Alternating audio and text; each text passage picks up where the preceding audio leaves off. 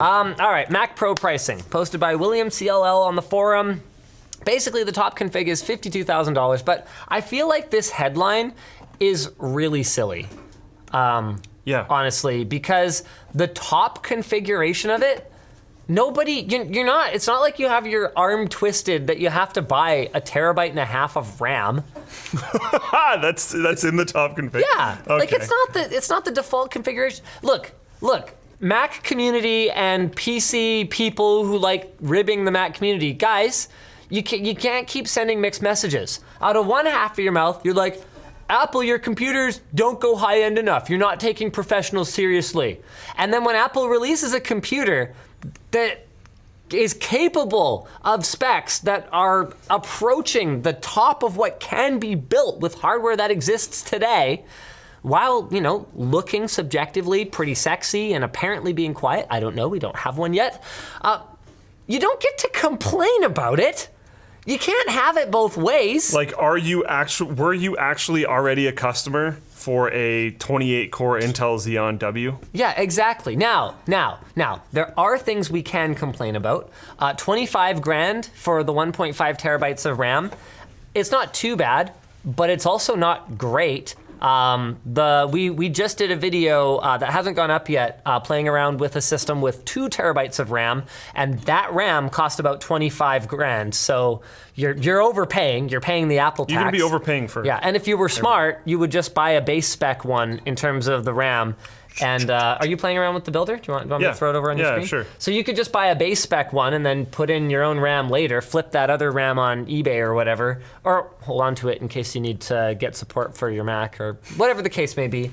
So I'm not saying it's a great deal. Same thing with the processor, the top tier processor, the whatever it is, 3290 something. Yeah, they don't put the model number because they don't care. Yeah. But the W39 3290 something, whatever, it doesn't matter. It's the 3195, so 3295, I guess.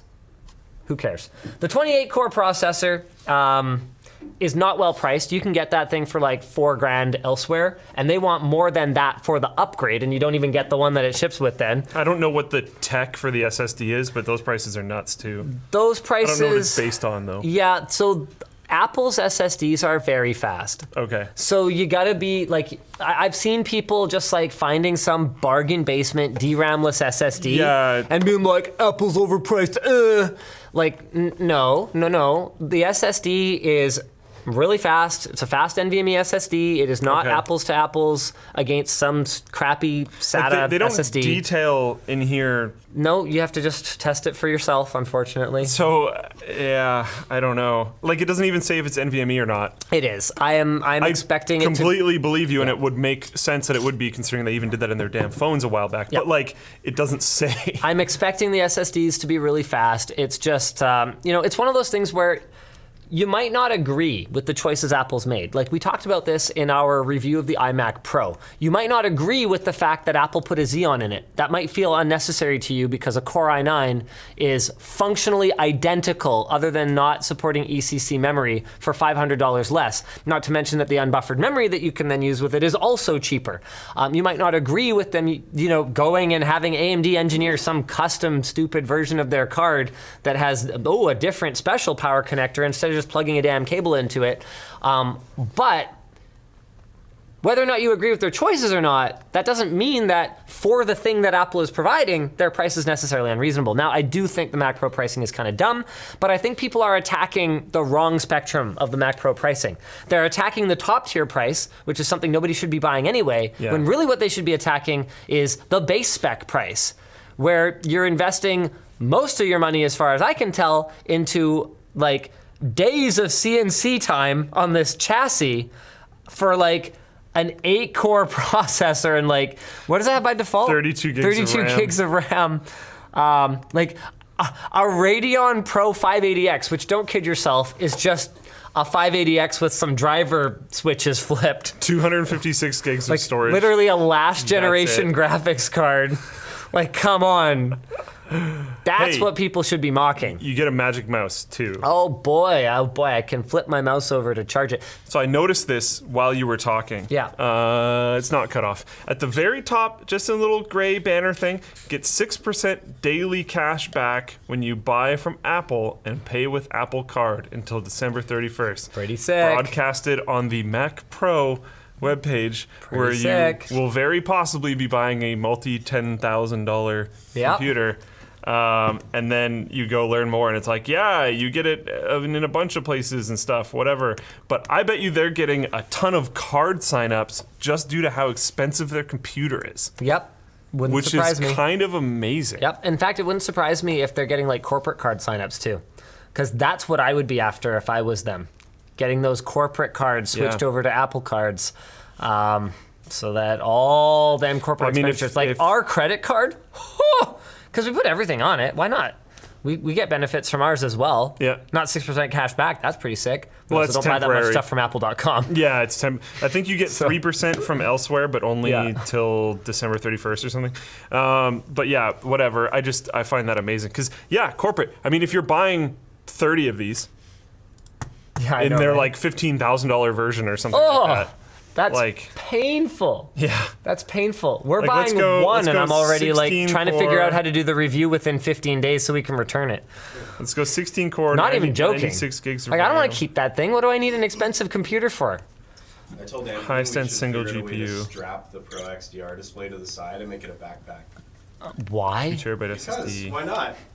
It's a portable PC. Yeah. Portable computer. Yeah, portable Mac Pro. Can you move Final Cut Pro from one system to another? Yeah. Okay, so Yeah. we won't buy that. Okay, yeah, so like probably $14,200.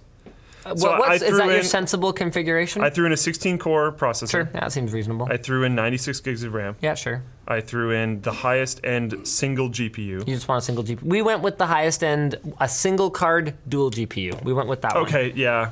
That yeah. way we have the potential to upgrade while still maintaining our maximum slot filling. Yeah, Potential? That makes sense. I was Yeah. trying to keep that open. That makes sense though. I went 2 terabyte SSD. That's reasonable. I mean, you should be working off a network on anything that's bigger than 2 terabytes anyway, if you're not crazy. Like, you shouldn't be doing anything locally on a computer in this day and age if you're doing real work.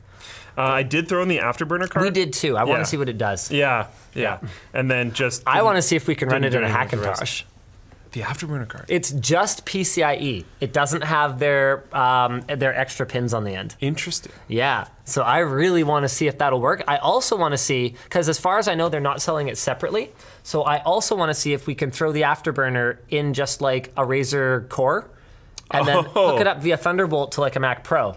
So it's like, how much of the amazing performance of the new Mac Pro? Because the thing about Apple software is because They they've had trash machines only for like 6 years, their software is so well optimized. Like, you can edit 8K footage in Final Cut on a freaking laptop. So I wonder if a ton of the amazing performance of the Mac Pro is just this bloody Afterburner card that if they sold it separately, you could hook it up to a MacBook. So I'm not saying that's definitely it. I'm just saying it might be it. I will say, if you click on the "Do I need an Afterburner" thing, it says at the very bottom after like explaining what it is. If you purchase an Afterburner for your Mac Pro, it will come pre-installed in PCI Express slot 5 16X or X16 whatever to enable maximum performance. Okay, well, thanks. So you can challenge an Yeah. official claim. Yeah. We've got a comment from Neat. Jamal on Floatplane. 10 gigabit Ethernet switches are still not cheap, Linus. Local storage will survive until it is. We're talking about the Mac Pro. Okay? Still not cheap. You can We get a- see pretty much the base version being about $14,200. Yeah, you can get a 10 gig switch for $500. And if you're in an editing office and you have like 10 of these, you know, it's I think you can afford a 10 gig switch. $140,000 Yep. roughly on just the towers. Yep. Not $5,000 displays, $1,000 stands. I think you got this, you know? I think you can buy that networking. Yeah, I think you can get that switch. No problemo.